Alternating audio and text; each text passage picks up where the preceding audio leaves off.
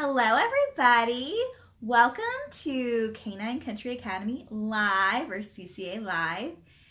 We are going to be talking about 'tis the season for trouble. And I don't know about you guys, but you might be suffering from some winter sadness and annoyance with your dogs because you cannot get them out as much as you'd like. There aren't as many classes right now because of the holidays, and we're just busier in this season. So I'm coming to you live to share with you different tips and tricks and answer questions regarding these troublesome times. And my helper today is little Panzer. He's a 1-year-old toy fox terrier. He is our dog, but he's primarily my husband's dog, so he doesn't get to do as many classes either, and he's got tons of personality and tons of smarts that he needs to use. So we have an outlet today that we're going to share with you that you can use immediately with your own dog so that they stay out of trouble or less trouble this season.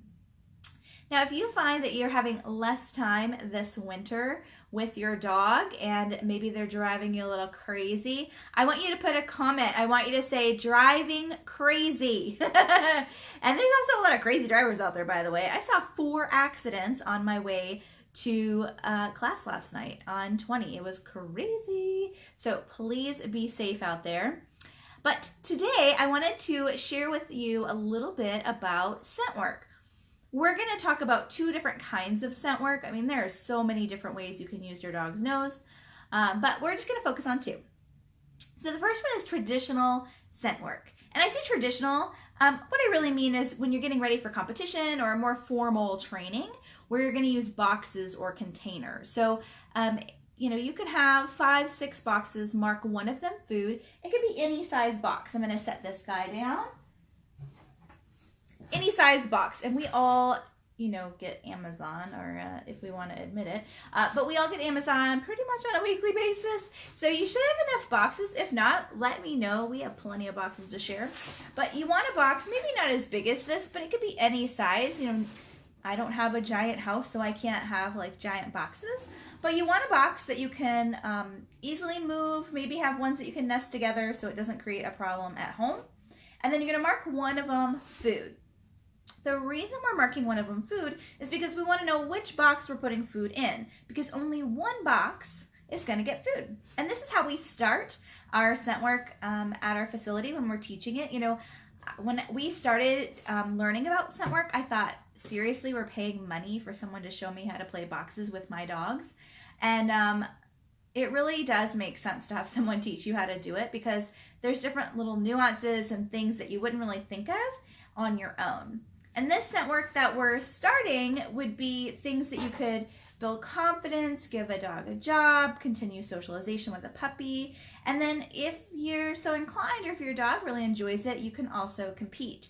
And it's not something I thought I would ever compete in, but now I am all in. I do AKC and NACSW scent work, and it's something you compete in because they start searching for an essential oil.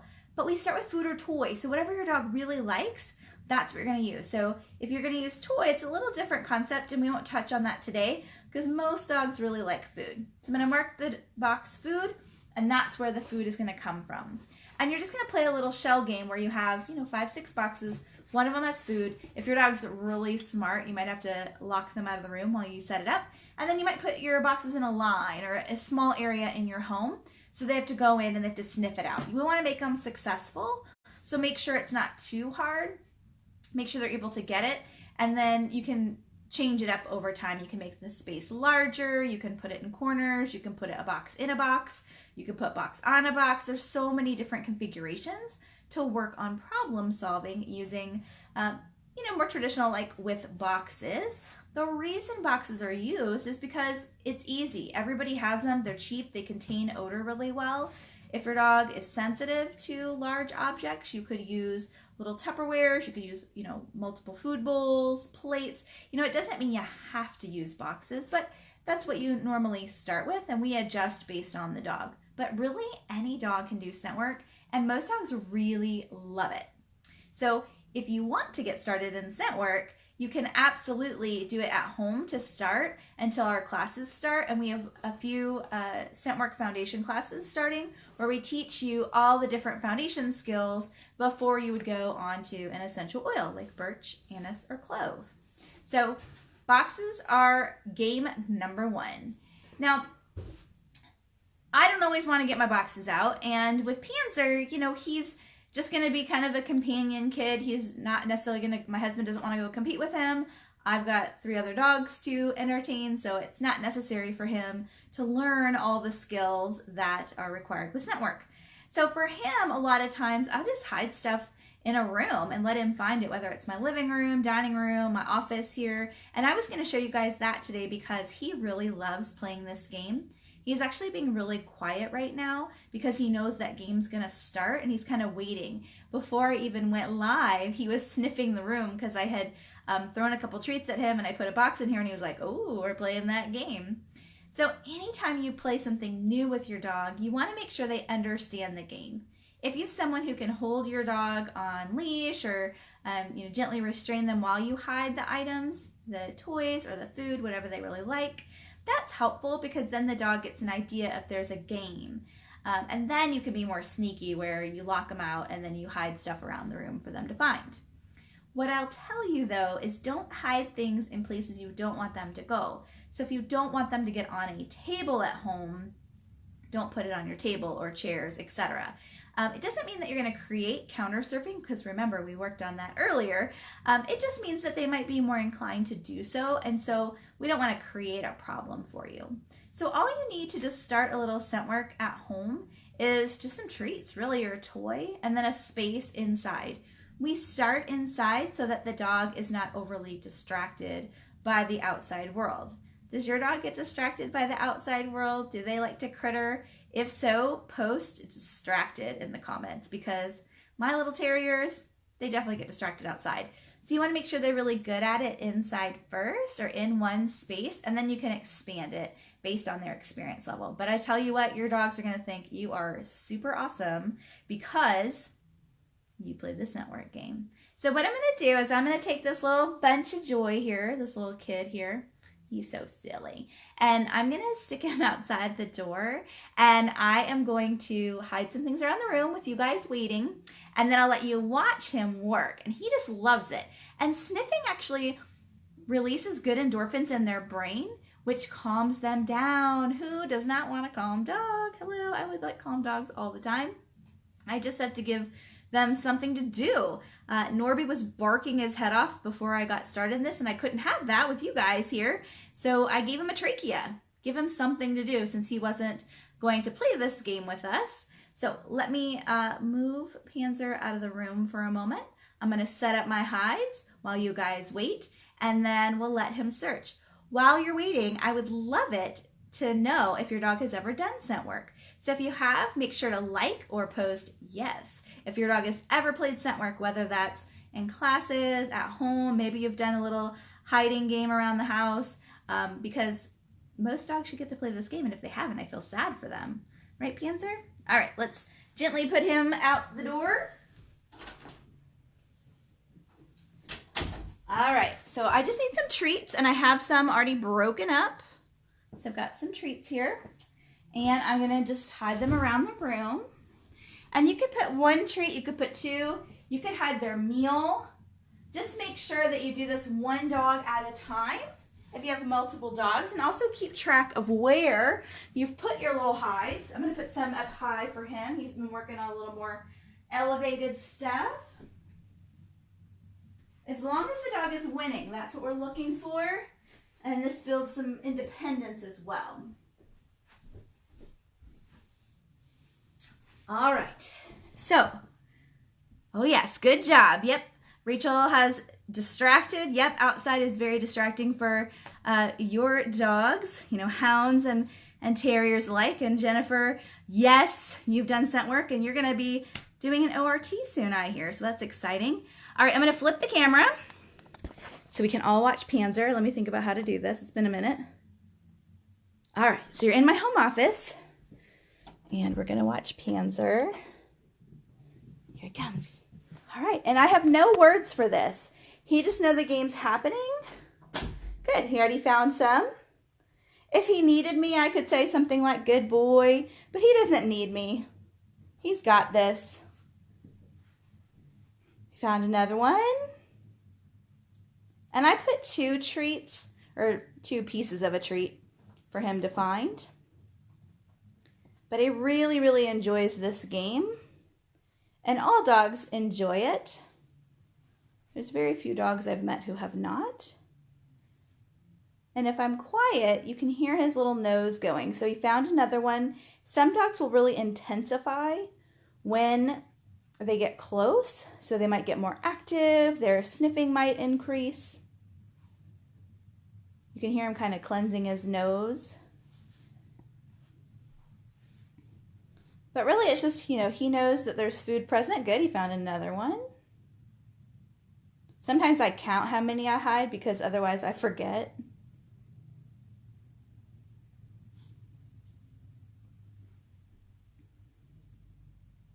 And we offer nose work or scent work foundation as a 6-week course. And each week we build on what you did the week before. It's based on the individual dog.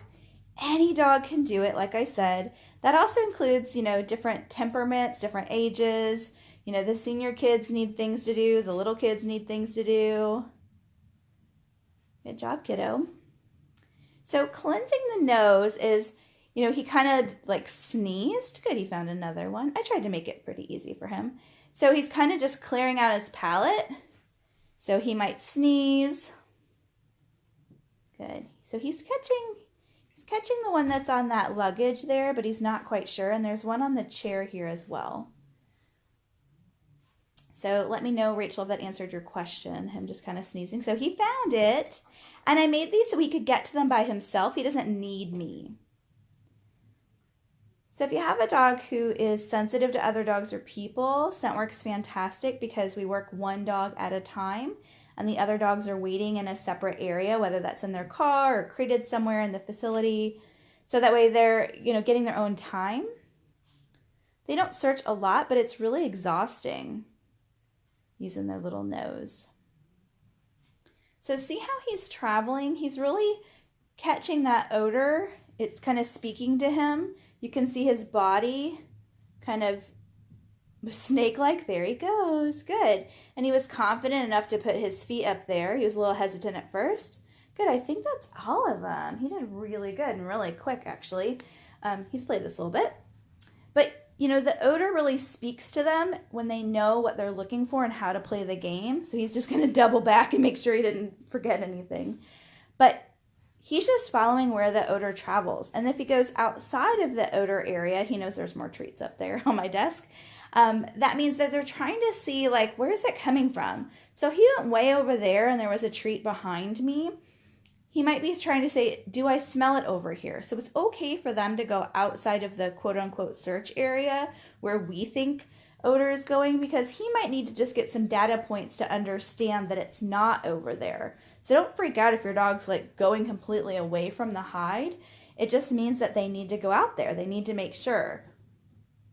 He's just double checking. I think he got them all. I'm just going to look around here for a second. Good. And what's really kind of fun about this sometimes, if your dog likes to work like Panzer does, is they will just keep going and going and going, even though there's nothing out there. So it's pretty funny. You did great, kiddo. All right, I'm going to flip it around and answer any questions you guys have. Hopefully that was fun to watch a 6-pound dog search for treats. I always like watching it. I know you did super good. Here, you want to help answer questions or read comments?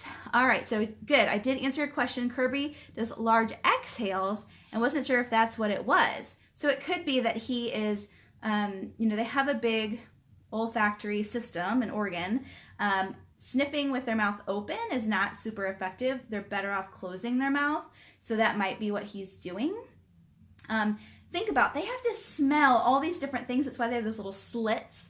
You know, things are kind of being filtered through, and they have to determine, you know, what is what they're looking for. I know you would like to keep working, and what's not. So, you know, poor little Panzer has to sniff through the carpet and, you know, the fibers of the carpet and anything else had been on the carpet and dog smells and et cetera, et cetera, et cetera, right? All those different smells. So he's got to figure out, what is it? You know, what am I looking for? Where is my treat? And then he might have to clean his nose out by sneezing, or some dogs will go get some water. Water is a conductor of odor. Some people are funny and they like to put water on their dog's nose to try to help, you know, grab more molecules, I guess. That's not really necessary. I let the dog decide if they need that. But some dogs will. They'll make sure their nose is wet before they go off and smell, because that water is going to attract odor to them. Dogs do better working with, you know, air coming at them. So if the hide was over there and I had a fan and I blew it this way and Panzer was where I'm at, that's going to blow the odor right to him. So there's so many different things about odor that's fascinating to watch. And I love just watching, you know, tons of dogs, because every dog is going to do it differently, but also have some similarity, because how the odor is going to move potentially could be the same. Some dogs will zigzag back and forth to hit that odor cone. And you saw Panzer kind of do that, where he was, you know, kind of slaloming where the odor was coming from. And then you saw him kind of lift his head, which is air scenting, to try to find that higher hide that I had for him on the luggage. So what other questions do you guys have about scent work or troublesome behaviors this season? He's still looking. I feel bad for him. I know. How about if I throw some out while they're giving you some questions? I know. So I'll just throw some random for him. He's happy either way. Yeah, he's going. All right. Well, if you guys have questions after, feel free to post them down below. If you found this helpful and think someone else might play a little scent work game with their dog, even if they can't take a class right now, you can share this video as well, so that way they can play the scent games. Remember, one dog at a time, keep it easy at first. You can use boxes. If you choose to use boxes, make sure you only have one food box, and then you play like a little shell game where you keep moving the food box. Let them eat out of the food box, and then always remove the food box from the dog, not the dog from the food box. We really want them to stick to that odor, and we don't want to remove them from it, because down the road, let's say you do want to compete. I want my dog to stay at the target odor until I'm done feeding them. All of this work is really based on, you know, the dog's natural scenting abilities, but for our scent work competitions, that is based off of detection work. So searching for drugs, bodies, bombs, snails, whatever we use, dog cancer, you know, whatever we use dogs for in the human world to scent out things, that's really all we're using. And then we're just applying it to a specific activity or a sport. And these sports, most dogs can do. They can't be human aggressive, but, and when I say aggressive, it doesn't even mean like aggressive. It means that they react too much to humans. Then they could just play the game in their classroom, or they can play the game at home. So it really opens up a huge world for a lot of dogs. All right, so I hope you enjoyed this live broadcast. Tomorrow we're gonna have a different topic. We're going to meet same time at 4 o'clock Eastern time. And then I think what I'll do on Friday, so I want to prepare you for it, is you guys get to just ask questions. So you can post questions now, you can email them to me, you can message them, but I'll just open it up to ask about trouble behaviors, and we'll just chat openly at 4 o'clock on Friday. But otherwise, I'll see you guys tomorrow. So, see you then.